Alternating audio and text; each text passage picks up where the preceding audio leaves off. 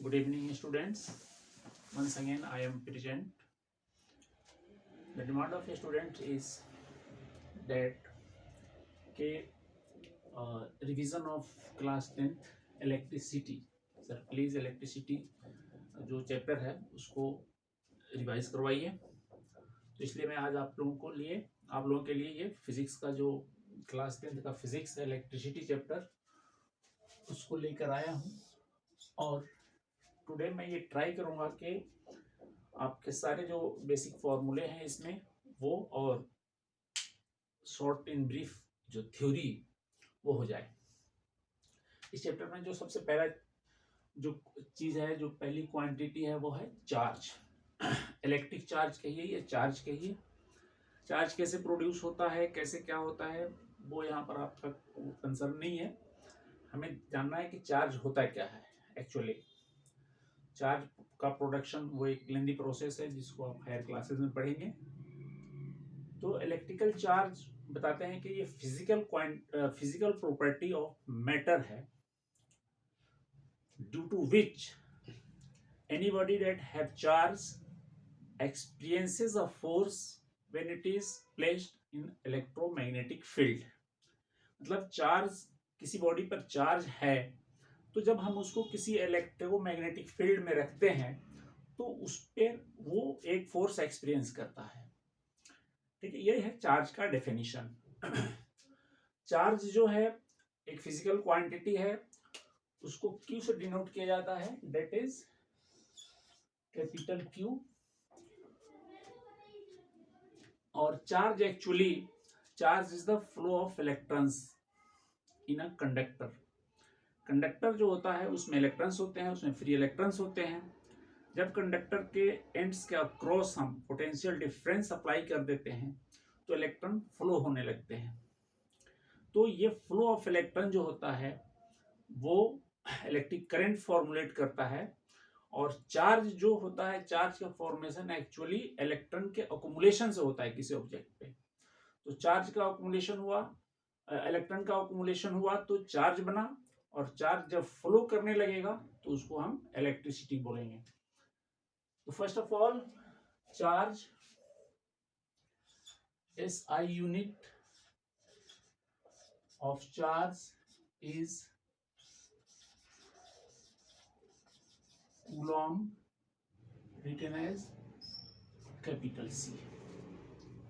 ठीक है, समटाइम हम ये कहते हैं कि चार्ज क्या है, चार्ज इलेक्ट्रॉन की वजह से होता है। तो किसी बॉडी पे कितना चार्ज है उस चार्ज को हम कैलकुलेट करने के लिए लिख सकते हैं कि Q is equal to N into ई।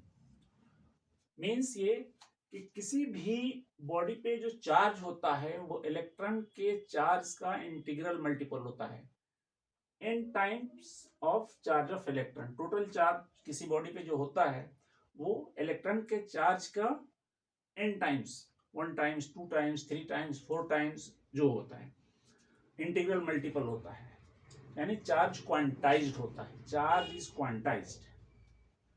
तो this is what is E.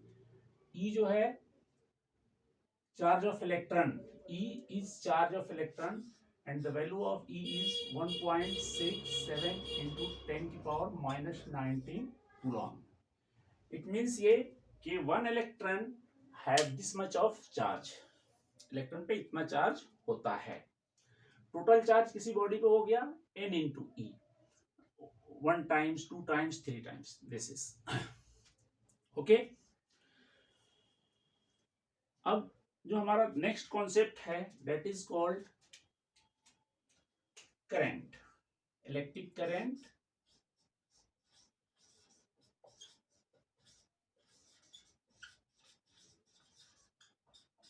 Electric current is defined as the rate of flow of electric charge in a conductor.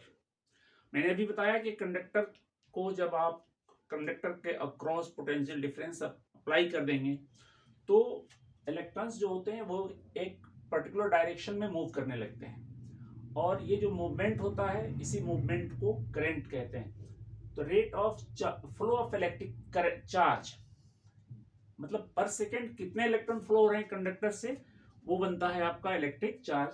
तो आप कह सकते हो electric current, sorry, electric current is denoted by I, and I is equal to Q upon T.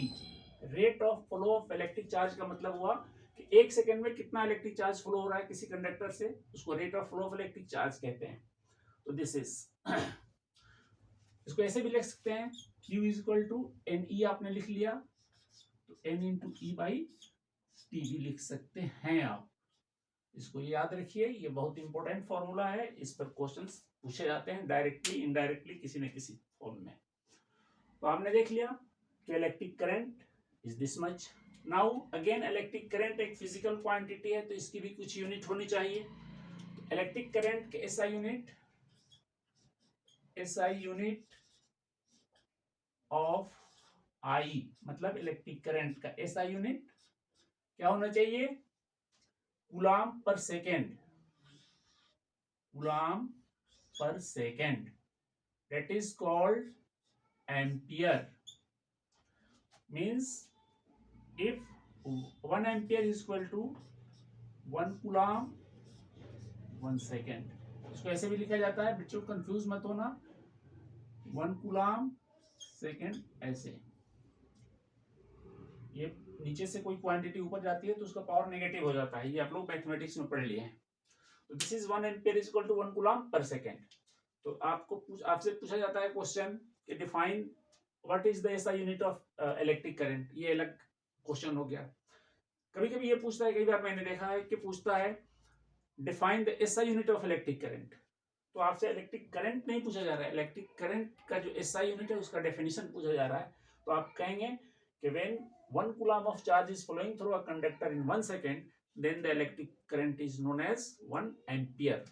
Ampere एक scientist हैं, उनके respect में इस इलेक्ट्रिक चार्ज का यूनिट रखा गया है एम्पियर। ठीक है स्टूडेंट्स, ये भी हो गया आपका।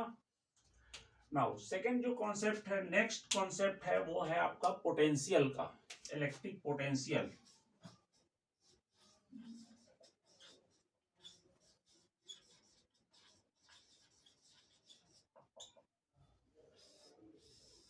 Electric potential is denoted bye V। क्या होता है इलेक्ट्रिक पोटेंशियल? आते हैं कि इलेक्ट्रिक पोटेंशियल एक कॉन्सेप्ट आप मानिए कि यहाँ पे कोई चार्ज है और आप बहुत दूर इन्फिनिटी से किसी यूनिट पॉजिटिव चार्ज को इस चार्ज के पास ला रहे हैं।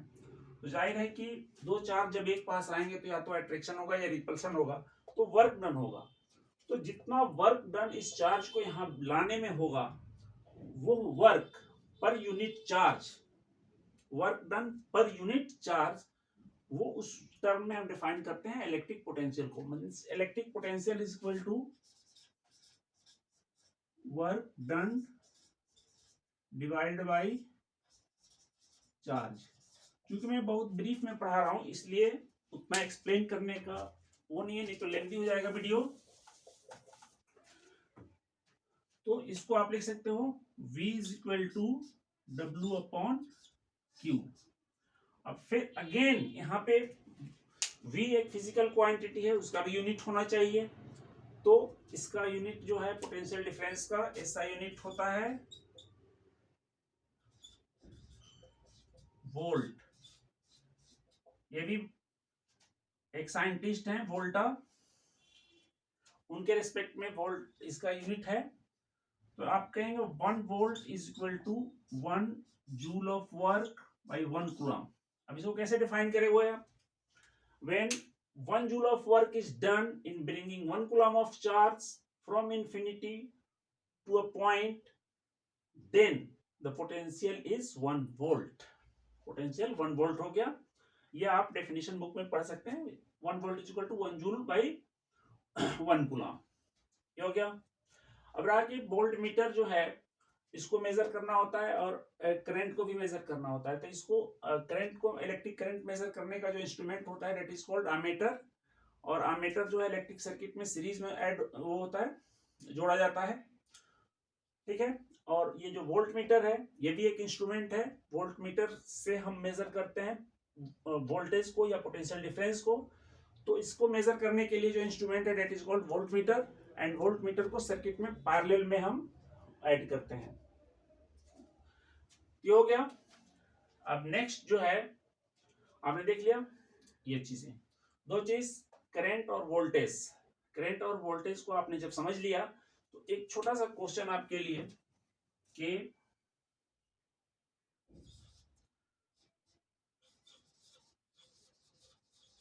Calculate the work done in bringing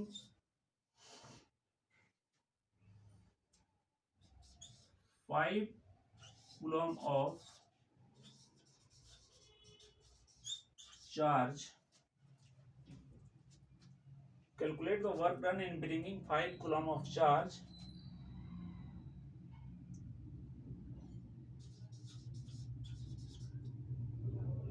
against potential difference 12 volt.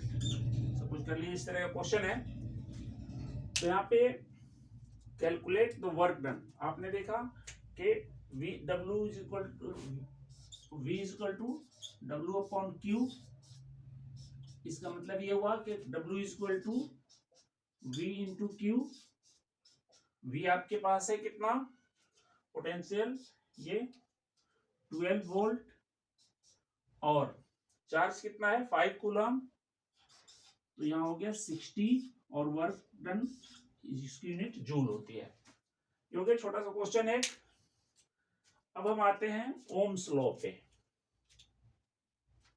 इसके बाद हमें पढ़ना है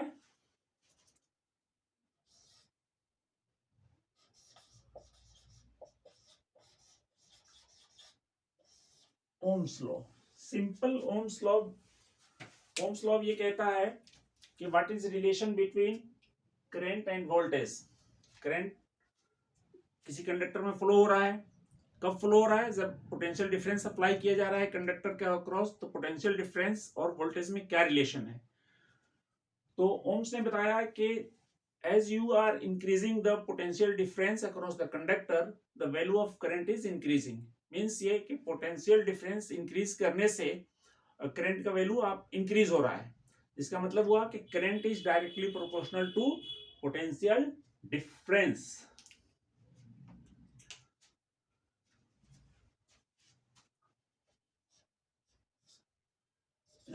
at constant temperature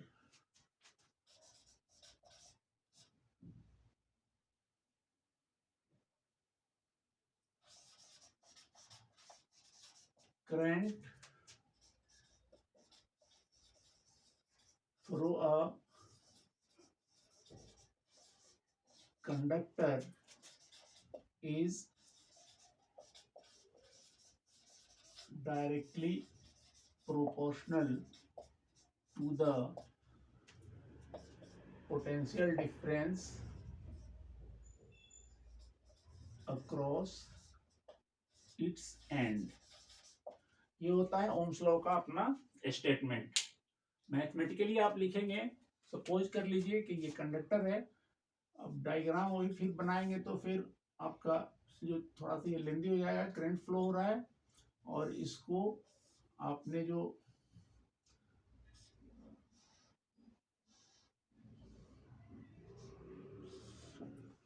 ऐसा सिंपल सा सर्किट बनाया है आपने, ये V है, करंट फ्लो I हो रही है, ये कंडक्टर है, तो यहाँ पे क्या होगा कि I is directly proportional to V, ऐसा according to Ohm's law. Mathematically इसको ऐसे भी लिख सकते हो आप, V is directly proportional to I। Okay students, आपको पता है कि जब यहाँ पे मैथमेटिक्स में किसी भी प्रोपोर्शनलिटी के साइन को हम कन्वर्ट करते हैं इक्वल टू में, तो क्या करना होता है, V किसी कांस्टेंट से मल्टीप्लाई करना होता है। यानी V वेरी कर रहा है, डायरेक्टली वेरी कर रहा है I के अकॉर्डिंग, लेकिन कितना टाइम से वेरी कर रहा है, 1 टाइम, 2 टाइम, 3 टाइम, तो वो जो कांस्टेंट होता है यहाँ लगाना पड़ता है। जैसे आप इक्वेशन लिखते हो x is equal to 2y, तो यहाँ पर हम कहेंगे कि x is twice the y, x directly proportional y तो है, लेकिन यहाँ पर ये कांस्टेंट जो है क्या है, x डायरेक्टली प्रोपोर्शनल y हो गया, मतलब 2 टाइम्स, इसमें रिलेशन जो है वो 2 टाइम का है। तो ये हो गया आपका v equal to I R, r is constant, इसको कहते हैं called the resistance of conductor, इसको कंडक्टर का रेजिस्टेंस कहा जाता है। तो ये हुआ ओम्स लॉ। अच्छा, अब इसका जो होता है v और i का जो ग्राफ खींचेंगे वो स्ट्रेट लाइन ग्राफ होगा इस तरह से। मैं एकदम ब्रीफली चल रहा हूं, x एक्सिस पे v को लिया, y एक्सिस पे i को लिया, दोनों के बीच में ग्राफ खींच रहे हैं, तो ये vi कर्व कहलाएगा, स्ट्रेट लाइन में होता है। तो this is this straight line graph is showing that v is directly proportional to I। ठीक है। अच्छा, यहाँ पर एक चीज और बताता चलूं, कंडक्टर्स जो होते हैं, जो कंडक्टर्स जो मटेरियल्स ओम्स लॉ को फॉलो करते हैं वो ओमिक कंडक्टर्स कहलाएंगे, और जो ओम्स लॉ को फॉलो नहीं करेंगे वो नॉन ओमिक कहलाएंगे। जैसे मेटल है, कॉपर है, एल्यूमिनियम है, ये सारे ओम्स लॉ को फॉलो करते हैं कांस्टेंट टेम्परेचर पे, तो ओमिक कंडक्टर हो गए। और जैसे सिलिकॉन है, जर्मेनियम है, और ये सारे जो हैं ये नॉन ओमिक्स कंडक्टर कहलाते हैं, और इनका ग्राफ स्ट्रेट लाइन नहीं होता है। ठीक है।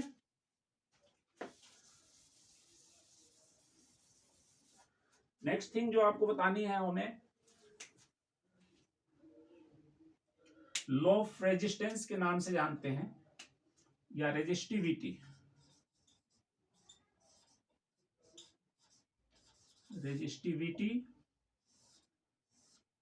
या लॉ ऑफ रेजिस्टेंस। ऐसा पाया गया है कि किसी कंडक्टर से जब करंट फ्लो हो रहा है, तो करंट जब फ्लो होता है तो क्या होता है कि वो उसका रेजिस्टेंस, उस कंडक्टर का रेजिस्टेंस जो है लेंथ ऑफ कंडक्टर के डायरेक्टली प्रोपोर्शनल होता है। मींस ऐसे R is directly proportional to length of the conductor, first thing, and R is inversely proportional to the area of cross section of the conductor, second thing। क्या मतलब हुआ इसका? मतलब ये हुआ कि अगर आप लेंथ ऑफ कंडक्टर इंक्रीज कर रहे हो तो resistance of the conductor increase हो रहा है, डायरेक्टली प्रोपोर्शनल है। और अगर area of cross section, wire को आप मोटा कर रहे हो, तो उसमें रेजिस्टेंस क्या हो रहा है, डिक्रीज हो रहा है, इनवर्सली प्रोपोर्शनल है। इसका मतलब हुआ कि थिक वायर अगर है तो उसका रेजिस्टेंस क्या होगा, लेस होगा in comparison to a thin wire. एक पतला तार और एक मोटे तार में रेजिस्टेंस किसका ज्यादा होगा, तो पतले तार का रेजिस्टेंस ज्यादा होगा, मोटे तार का रेजिस्टेंस कम होगा। और लंबे तार का रेजिस्टेंस ज्यादा होगा, और जो तार है शॉर्ट है, छोटा तार है, उसी कंपैरिजन में उसका रेजिस्टेंस कम होगा। इन दोनों लॉज को कंबाइन करते हैं तो हमारे को मिलता है R directly proportional to L by A, और अगेन यहाँ पे R इज इक्वल टू, फिर एक कांस्टेंट से मल्टीप्लाई करते हैं, रो इनटू L बाई A। तो ये क्या है, यहाँ पर एक और कांस्टेंट मिला आपको, और ये constant,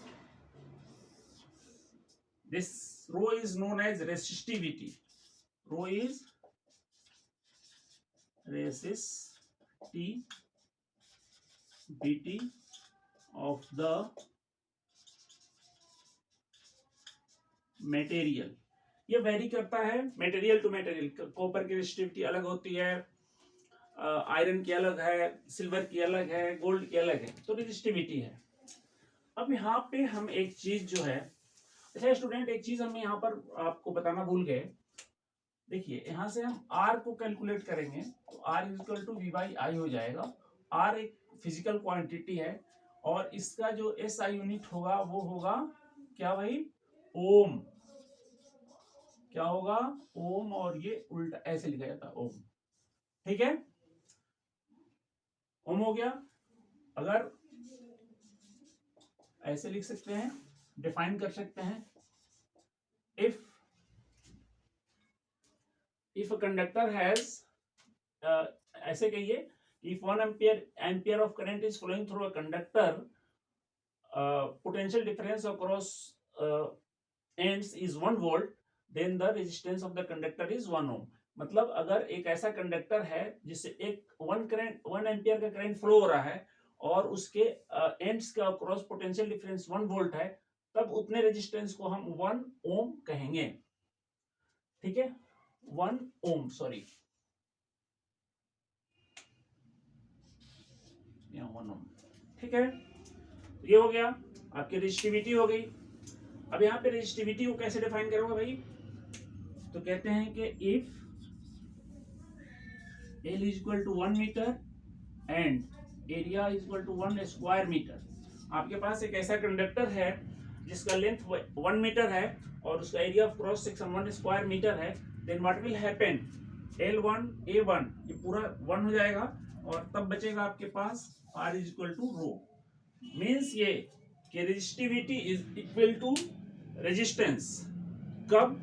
when the length of the conductor is 1 metre और area of cross section is 1 metre square. तो रेजिस्टिविटी को कैसे डिफाइन करेंगे? Resistivity of the resistance of the conductor whose length is 1 metre and area of cross section is 1 square metre. Okay, ये आपने सीख लिया students. it is too late, I am recording this video at late night because हम बहुत busy, आजकल busy schedule चल रहा है, एग्जामिनेशन है, बच्चों का बोर्ड एग्जाम्स हैं, इसलिए आज हम आपको इतना, इस वीडियो में इतना ही आपको बता रहे हैं। नेक्स्ट हम इसको सेकेंड पार्ट में ओम्स लॉ से आगे करेंगे और उसके बाद से मेरी कोशिश ये होगी कि हर फॉर्मूले पे 1-2 क्वेश्चंस आपको कराऊं ताकि आपका कॉन्सेप्ट बिल्कुल क्लियर हो जाए। तो इसका पार्ट 1 होगा, पार्ट 2 होगा और पार्ट 3 भी होगा इंशाल्लाह। तो अगर if you students, if you think this video is beneficial for you, then subscribe my channel, like and share to your friends so that more and more students could be benefited from this video. Thank you.